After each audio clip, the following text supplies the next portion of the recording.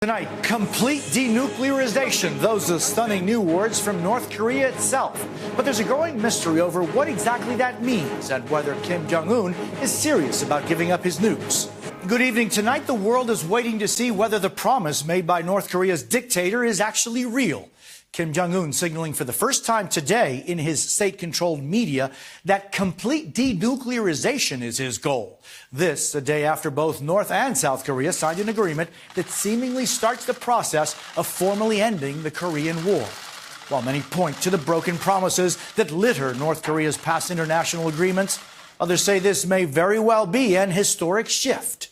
We have team coverage tonight from the Korean Peninsula and Washington, where President Trump celebrated and set the table for a possible summit in the coming weeks. We begin with Bill Neely in Seoul. Bill.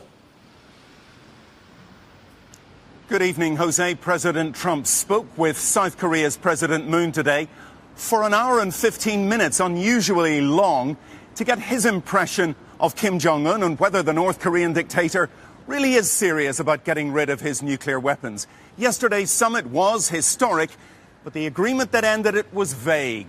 All eyes now on an even bigger deal.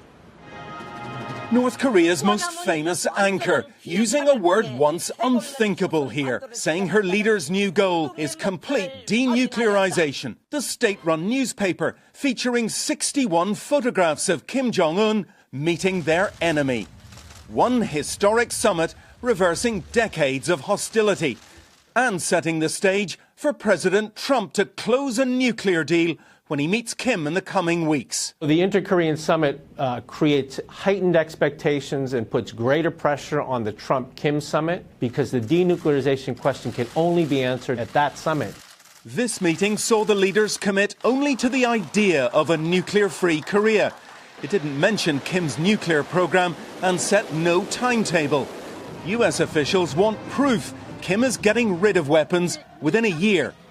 And there was no detail in their plan for a peace deal to end the Korean War. Among the millions watching, one North Korean defector called it all a show. What's changed for North Korea's people, she asked. Have human rights? Have living standards? Many in South Korea, though, watched in tears, hopes rising that decades of living under the North's missile threat might be over, as Kim Jong-un declared a new era of peace and President Moon said no more war. But amid their hugs and handshakes, Kim also took swipes at the U.S. Foreigners here to fight, he said. President Trump predicting their meeting should be quite something. Bill Neely, NBC News, Seoul. I'm Kelly O'Donnell at the White House, where today President Trump acted as his own promoter for the next big attraction, a Trump-Kim summit. Before any official White House readout, he tweeted updates about key allies. Just had a long and very good talk with President Moon of South Korea, and also spoke to Prime Minister Abe of Japan to inform him of the ongoing negotiations. At this stage, emphasizing the positive. I think it's going to work out just fine. Let's see what happens. But foreign policy experts say the president must demonstrate caution and patience, too. He can't look for an easy and early victory because this may be a several-year-long process before it ends. Building anticipation. Time and location of meeting with North Korea is being set. We're down to 2 countries as to a site.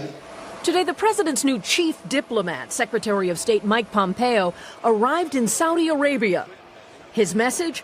President Trump is likely to exit the multi-nation agreement that keeps Iran from developing nuclear weapons because it does not prevent Iran's ballistic missile program or Iran's interference in Syria.